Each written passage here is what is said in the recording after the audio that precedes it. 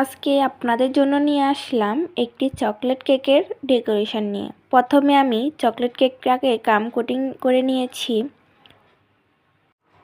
এবার আমি whip cream দিয়ে কেকটাকে কভার করে নেব।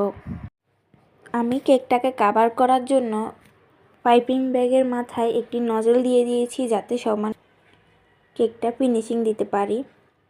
যারা নতুন আছে তারা এভাবে পাইপিং ব্যাগের সামনে বা পাইপিং ব্যাগ দিয়ে ফিনিশিং দিলে কেকটা ভালো ফিনিশিং হবে। প্রথমে আমি কভার করে নিয়ে তারপর ফিনিশিংটা করে নিলাম।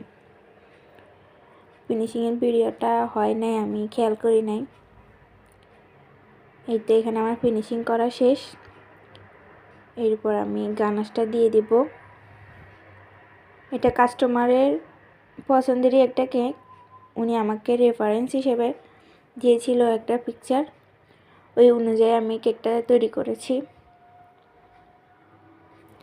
এটা ছিল একটা 1 পাউন্ডের কেক, চকলেট ফ্লেভারের। সম্পূর্ণ ভিডিওটা করা হয় নাই ডেকোরেশনের, আর আমি দেখি আমার মোবাইলে ওই ভিডিওটা নাই। ওই ক্লিপটা আমি নিয়েছিলাম, তবে এখন পাইতেছি না ডেকোরেশন ভিডিও নাই। এই তো এটা আমার ফাইনাল লুক কেকের, চকলেট কেকের 1 পাউন্ড। আমি কিছু চকলেট চিপস দিয়ে দিতেছি ফুলগুলোর উপর।